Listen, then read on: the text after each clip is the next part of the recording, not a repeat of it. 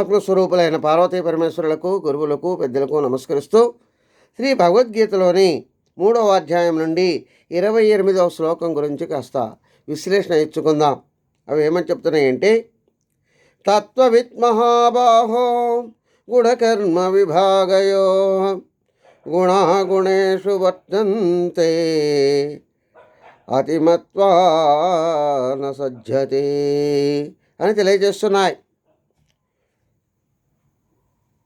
ఓ అర్జున, త్రిగుణాల యొక్కయు కర్మల యొక్కయు విభాగాలను గుర్తించినటువంటి తత్వవేత్త మాత్రము త్రిగుణాలే ఇంద్రియాల రూపములో వాటిని ఆకర్షించే విషయాల రూపముగాను పరిణామం చెందుతున్నాయి అని గ్రహించి, అందువల్ల ఇంద్రియ రూపంలో ఉన్న త్రిగుణాలు విషయ రూపంలో ఉన్నటువంటి త్రిగుణాలతో వ్యవహారం చేసుకుంటున్నాయని గుర్తించినటువంటి యోగి సాధకుడు ఆ కర్మబంధంలో చిక్కుకోడు. అతనికి స్వేచ్ఛగా మోక్షం వస్తుంది అని తెలియజేస్తుంది. స్వస్తి సర్వే జనా సుఖినో భవంతు.